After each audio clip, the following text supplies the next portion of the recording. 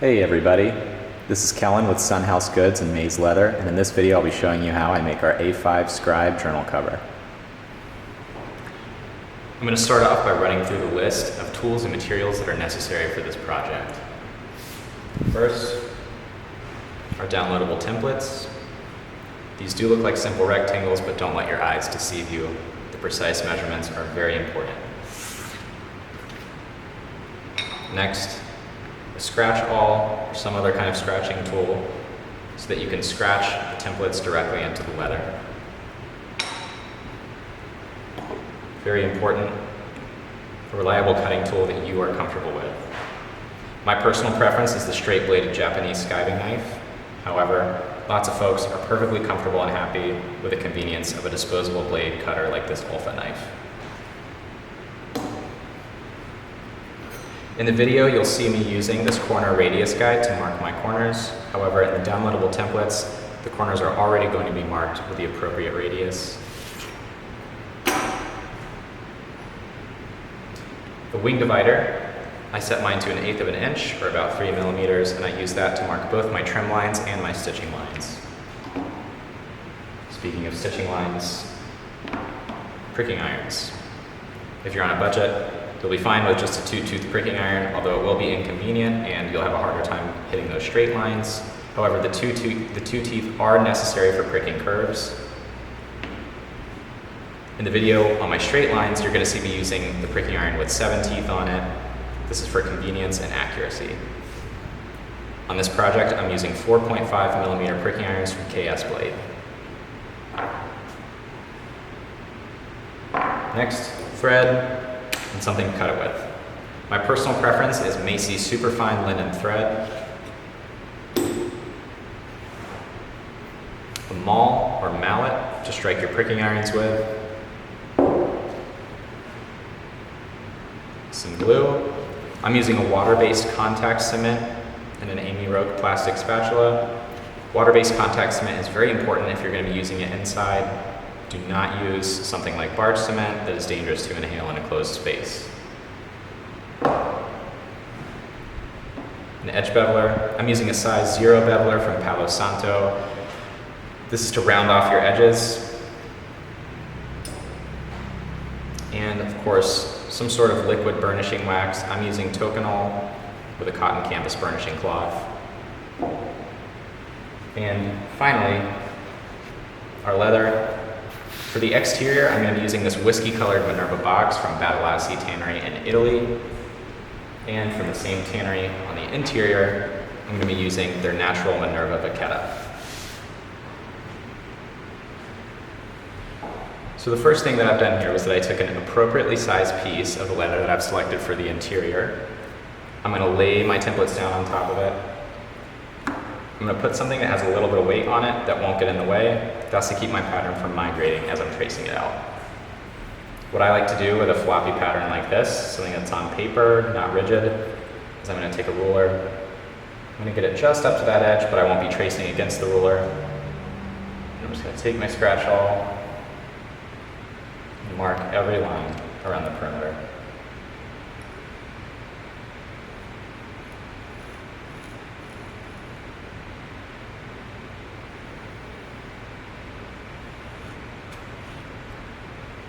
Now we've got some nice clean lines to cut. Next, I'm going to take the parts for the journal keepers. I'm going to lay my ruler down and do the exact same thing.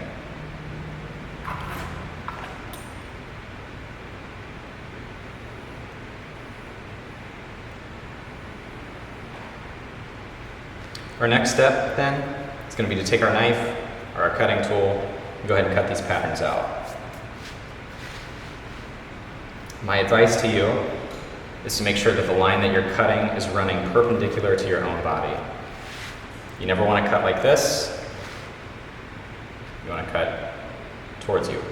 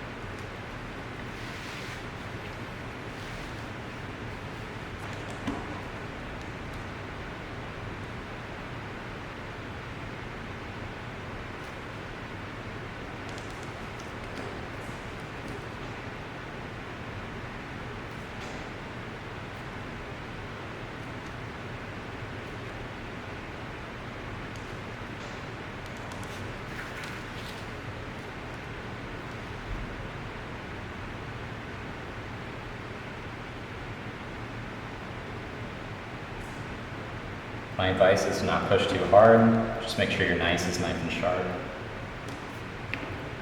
Go slow and steady until you get the right cut.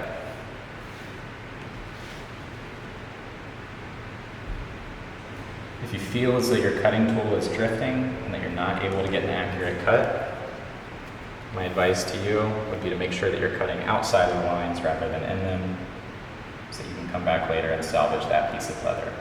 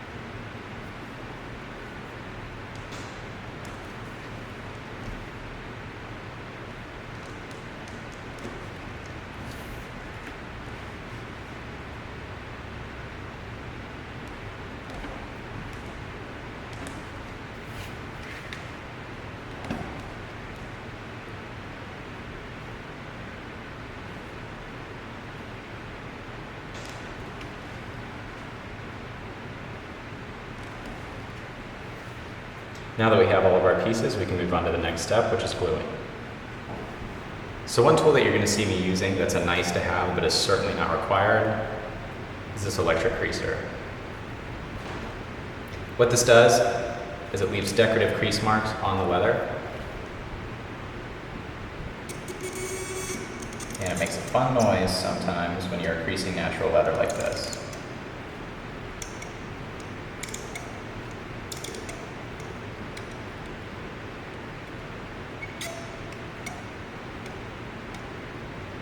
Now, it's certainly not a necessity, but I just wanted to explain it so I didn't create any confusion and make you feel like you were missing a step when you saw these crease lines appear on my journal cover.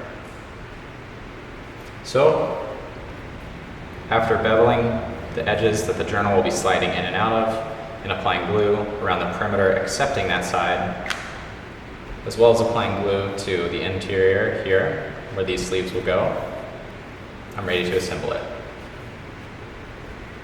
Very simple. We're just going to take our glued pieces, lay them down as flush, accurately to that edge as we can.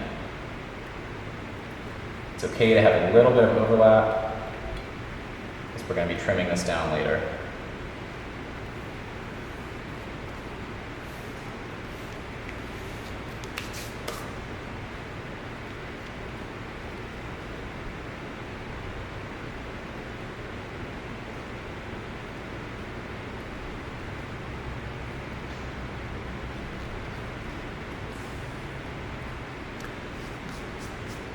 So now that those are glued down, we can go ahead and move on to the next step, which is trimming.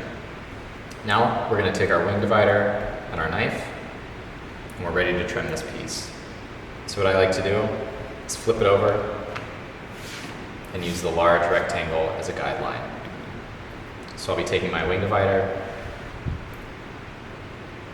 and leaving a line that I can see. It's probably difficult to see on camera, but I'm just scratching a line around the entire perimeter, about 3 millimeters from the edge.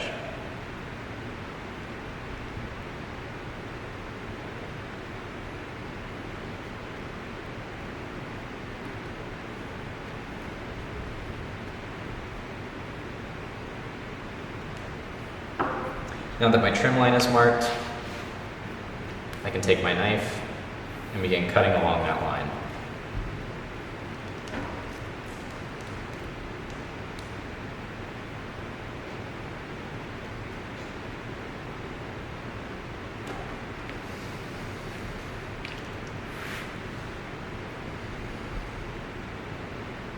For those of you who are less experienced or using a different style of knife, it may benefit you to use a steel or aluminum ruler and cut against that, as long as you're confident that you can hold it without it sliding around on the leather.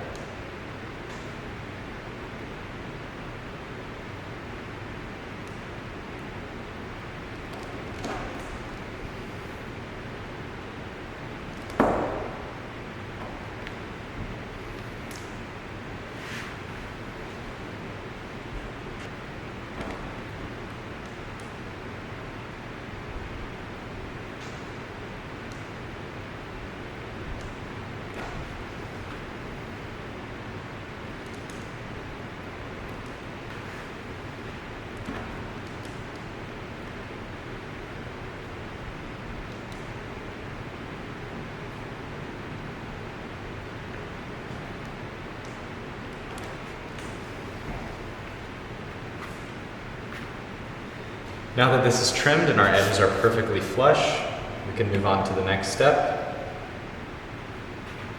which will be attaching the back piece.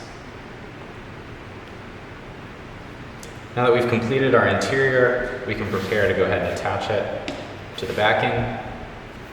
So what I like to do is turn the backing over to the grain side and lay the interior on it. You should always take an oversized piece when you're attaching something like this, because if you try to take two pieces that are the exact same measurements, you're going to have a really hard time joining them. This way we can glue them together and then cut around them so that we can get perfectly flush edges.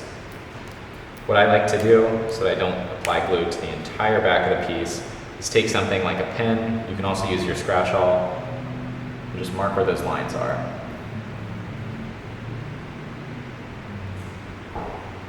So I'll be tracing out the perimeter of the interior piece here. And once I'm done with that, I'll have a nice rectangle over here on the grain side. Within that rectangle, I'll be putting all of the glue.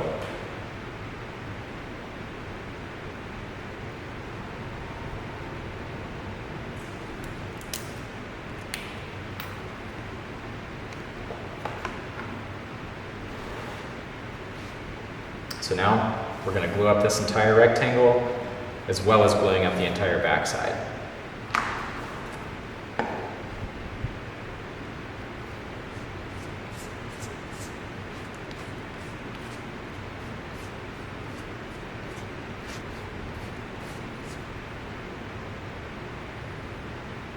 Now you'll notice that instead of just applying glue around the perimeter, I'm applying it to the entire area.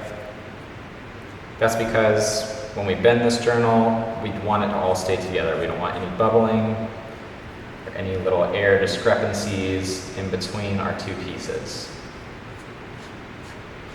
So now that I've covered the back sides of both pieces with my adhesive, and I've given that adhesive about 5 minutes to cure, I can go ahead and join them together. So the way that I'm going to be doing this is taking the interior here, matching it up only on this edge,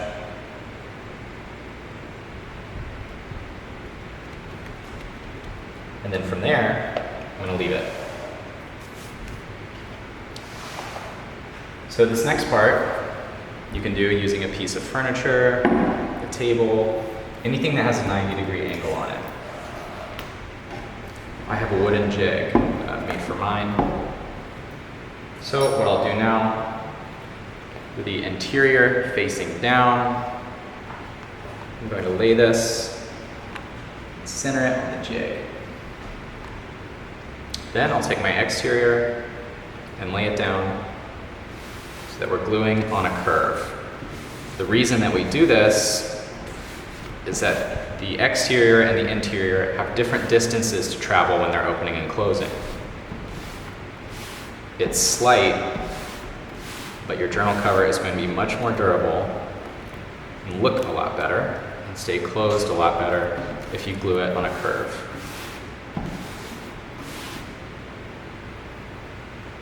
And you can see already, as I take the jig away, how that doesn't want to lay flat. It's perfectly happy being closed, which is exactly where we want it to be. So from here, I'll just take my knife. I'm going to trim around all the edges using the interior piece as a guide.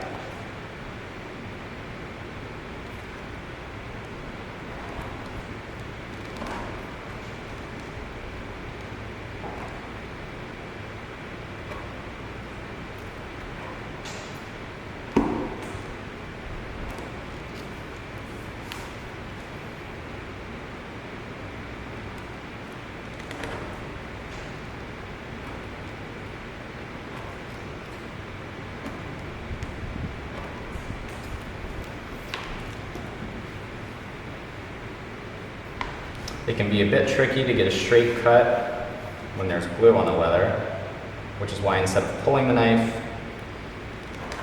I'm simply using it as a blade punch.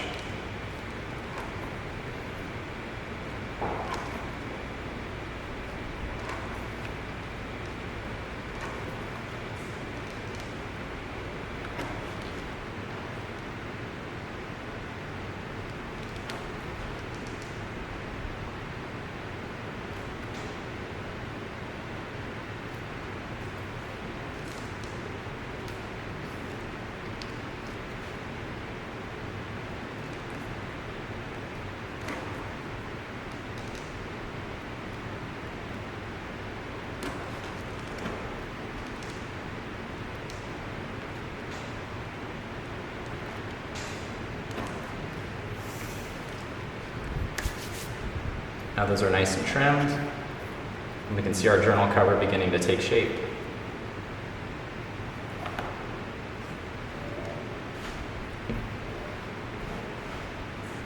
Next, I'm going to be taking my radius guide and marking my corners out on the leather with my scratch awl.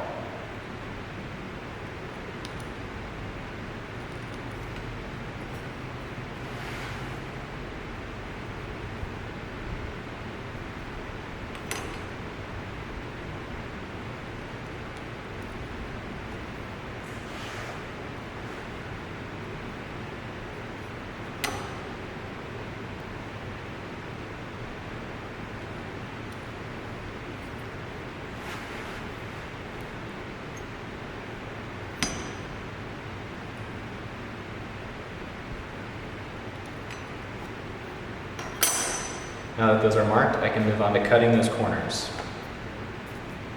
So when cutting curves with a straight blade like this, in my opinion, the best way to do it is doing something called tangent cutting. So we're going to be making about a dozen straight cuts around the corner, and at the end, it'll be a nice curve. So all you have to do is just line your knife up at very shallow angles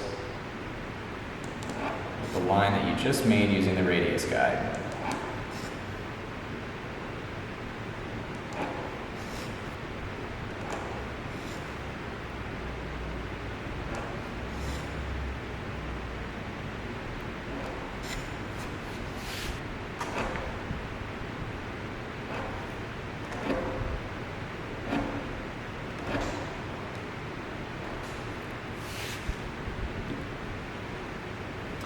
And it never hurts to take a little bit of sandpaper and just sand the bumps out if you feel like your corners are looking rough. These are nice and clean, so I'm just going to leave them. So now that we've got our pieces together and assembled, we are ready to mark our stitching line. So like I mentioned earlier, we're going to be taking our wing divider, setting the distance to about 1/8 of an inch or 3 millimeters, and we're just going to take it and scratch a line around the entire perimeter.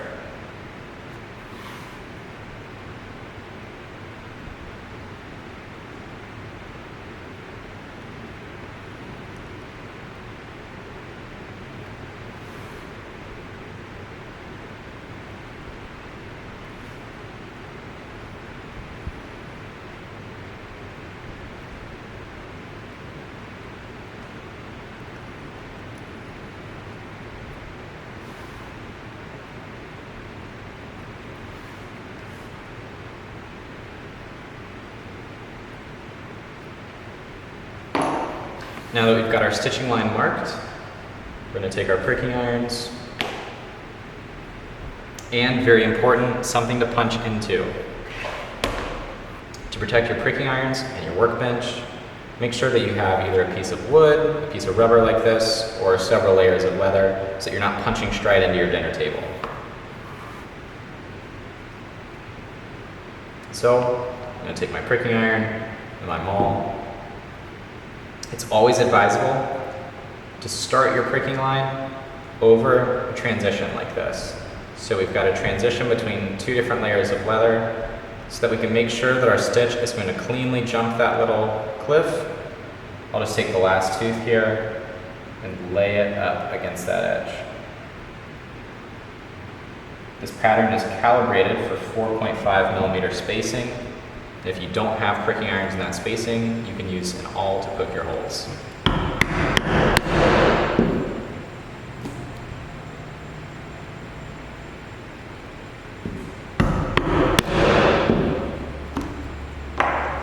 Once we're going around the curves, we'll take our 2-teeth pricking iron, and we'll take one of our teeth, put it in that last hole, then rotate the pricking iron so that our next tooth is right up against that line that we made with our wing divider.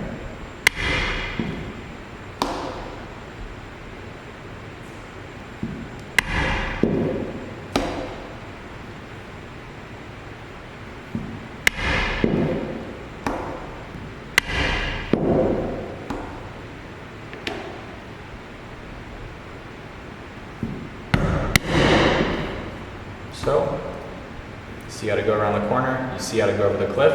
We're just going to do this all the way around.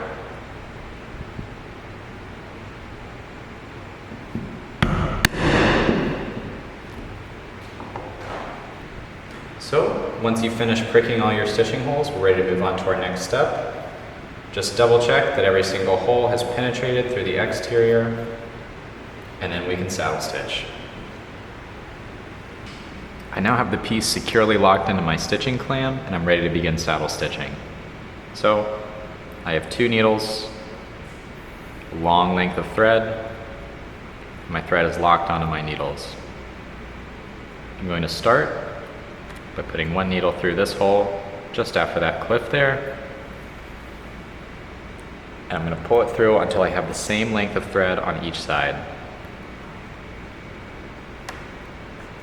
Next, I'm going to take the needle in my left hand, put it through the next hole, and then I'm going to take the needle in my right hand, cross it under, pinch them together while pulling out, and then I'm going to rotate the other needle back through the hole. When my needle has about 1/2 inch on the other side, I'm going to just wrap the thread over and cast the stitch. I'm then just going to pull evenly on each needle, pulling the needle in my left hand up and away from me at a 45-degree angle, and the needle in my right hand down and towards me at a 45-degree angle. Then we'll just rinse and repeat around the entire perimeter of the journal cover.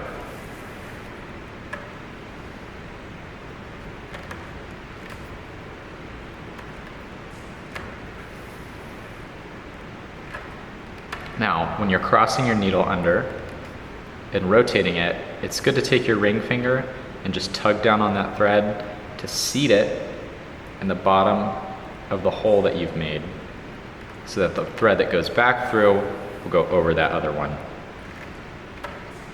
If you don't have a stitching clamp like this, you can just hold 2 books in your lap, using your knees to keep them together, and use that instead.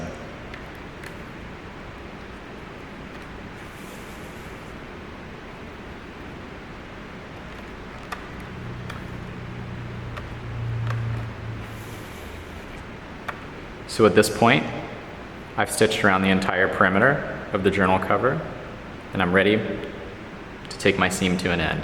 So what I'm going to do is I'm going to take my needles, stick them through that first layer, and I want them to exit out in between these 2 layers here. So your needle should come out cleanly. You don't want to pierce any leather.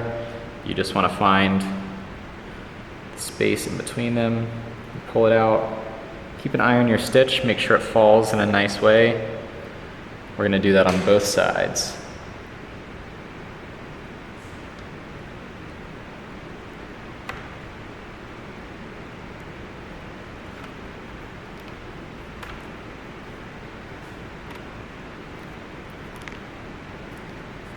It can be a little tricky, so just make sure you're delicate with it.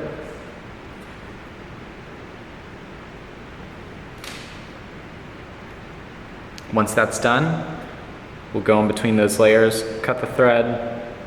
We'll take a little dab of glue in there so that they stay in place. So now that everything's all stitched up and we have our thread exiting through the side here in between the 2 layers, we'll just take our scissors or thread nippers, cut that short enough that it's not visible from the outside, and then we'll take an awl, get just a little dab of glue on it, and I'm going to use that to just nudge that thread down in there in between those 2 layers.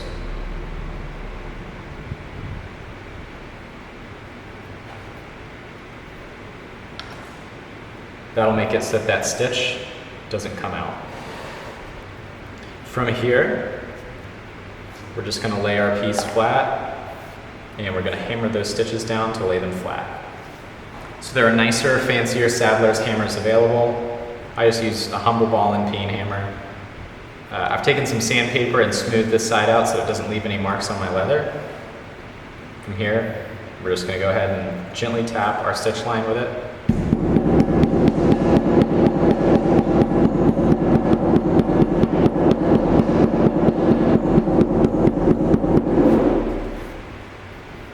After that, we're ready to go ahead and crease this edge if you are using a creaser. So once again here, you're going to see me using the creaser. And like I said before, it's nice to have, it's certainly not necessary. So I'll just be taking this, making a nice crease line around the edge.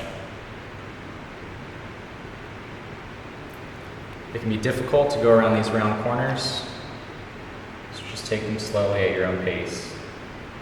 It helps to hold the creaser in one position and turn the cover with it, rather than trying to steer the creaser around that corner.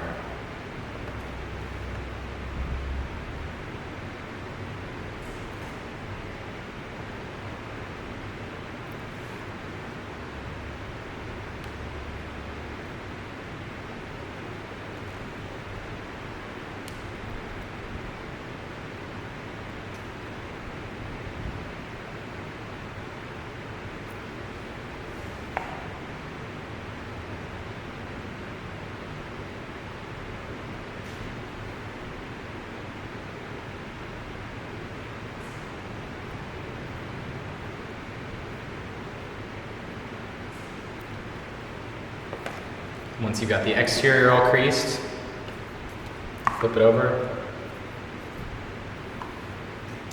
I would recommend a pretty low heat with a natural interior like this. The darker the weather, the higher you can go with your heat.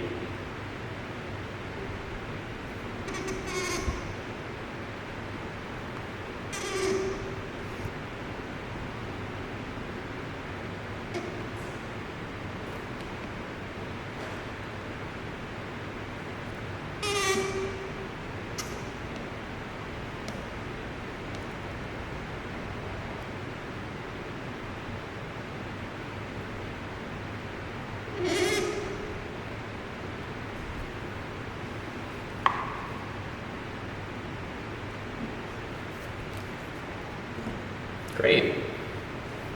Once that's done, we can move on to beveling and burnishing. So, edge beveling is very simple.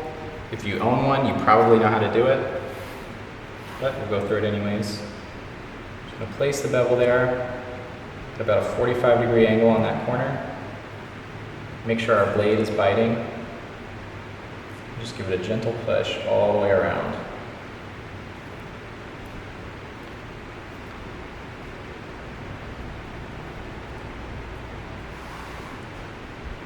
These softer rounded edges are less likely to get caught on things and peel away. They also just look and feel nicer in the hand.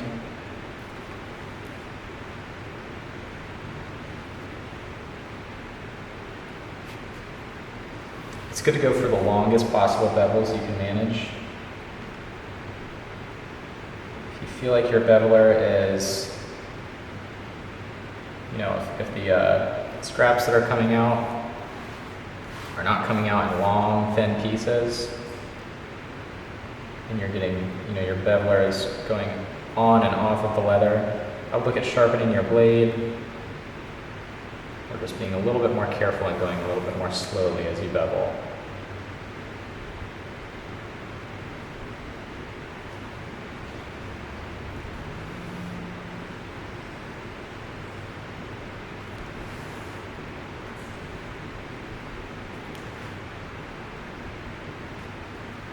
We're going to bevel both the interior and the exterior.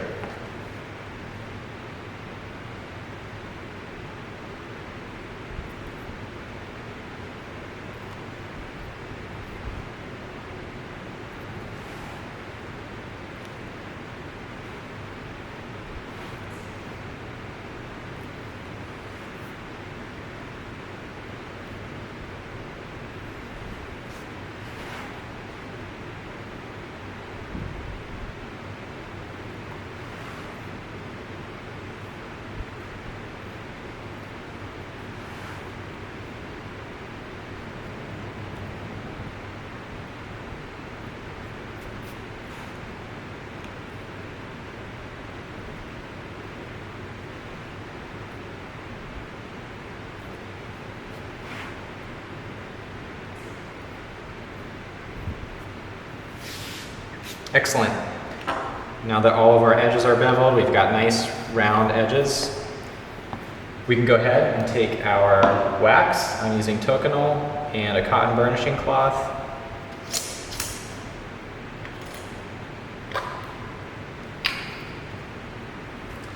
And we'll just apply small dots of wax along the outer edge here.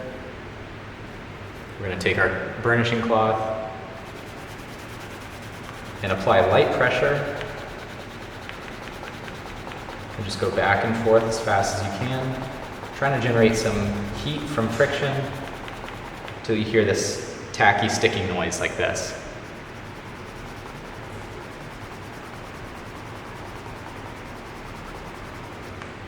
You should have a nice shiny waxy edge after that.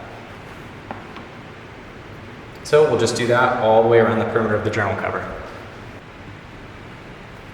So, once you finish burnishing your edges and adding your maker's mark if you have one, your journal cover is now complete. I hope you learned a lot from this tutorial, and I hope to see you again soon.